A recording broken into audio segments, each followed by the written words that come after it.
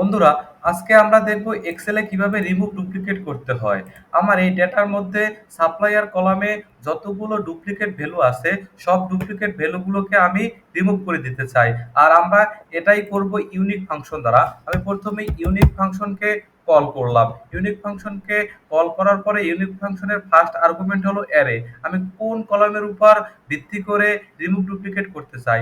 আমি সাপ্লায়ার কলামে যতগুলো ডুপ্লিকেট ভ্যালু আছে সবগুলো আমি রিমুভ করে দিতে চাই। তাহলে আমি সাপ্লায়ার কলামটাকে সিলেক্ট করে নিব। সিলেক্ট করে ব্র্যাকেট ক্লোজ করে কিবোর্ড থেকে কন্ট্রোল এন্টার বাটন প্রেস করলে দেখুন বন্ধুরা, সাপ্লায়ার কলামে যতগুলো ডুপ্লিকেট ভ্যালু আছে সবগুলো রিমুভ হয়ে গেছে এবং শুধুমাত্র ইউনিক মানটাই আছে। তাই আমরা রিমুভ ডুপ্লিকেট করার জন্য ইউনিক ফাংশনটাকে ব্যবহার করব। আমার এই ভিডিওটা যদি আপনাদের ভালো লেগে থাকে তাহলে অবশ্যই লাইক এবং সাবস্ক্রাইব করবেন। আসসালামু আলাইকুম।